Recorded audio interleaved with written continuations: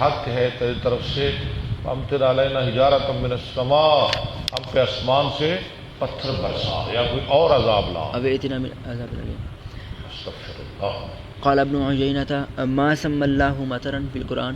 ہاں سفیان بن عیینہ کہتے ہیں ما سمى اللہ مطرا فی القرآن قرآن الا عذابا. عذابا، اللہ نے قرآن میں بارش کا نام، مطر کا نام عذاب کے طور پر لیا ہے. قرآن میں اللہ نے بارش کو کیا کہا؟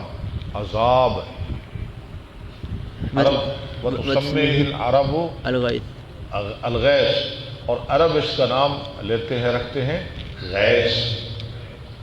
وهو قولی ينزل الغیث. جیسے قرآن میں بھی وَهُوَ الَّذِي يُنَزِّلُ الْغَیثَ، یعنی فریاد، ہماری فریاد ہو گئی، بارش سے فریاد ہو گئی.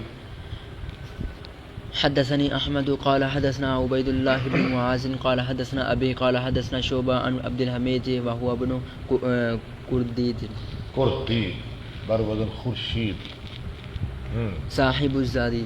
صاحب الزیادی.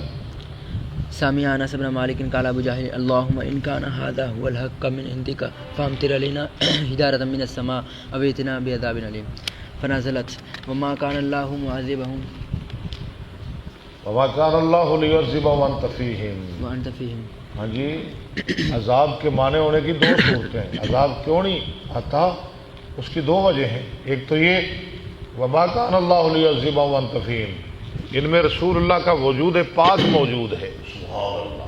ان میں رسول اللہ کا وجود پاک موجود ہے.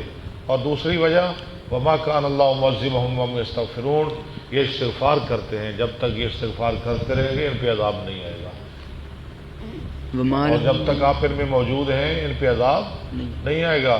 اس وقت رسول اللہ تو ہمارے درمیان موجود نہیں، لیکن امت استغفار کرتی ہے، اس لیے عذاب نہیں آئے گا.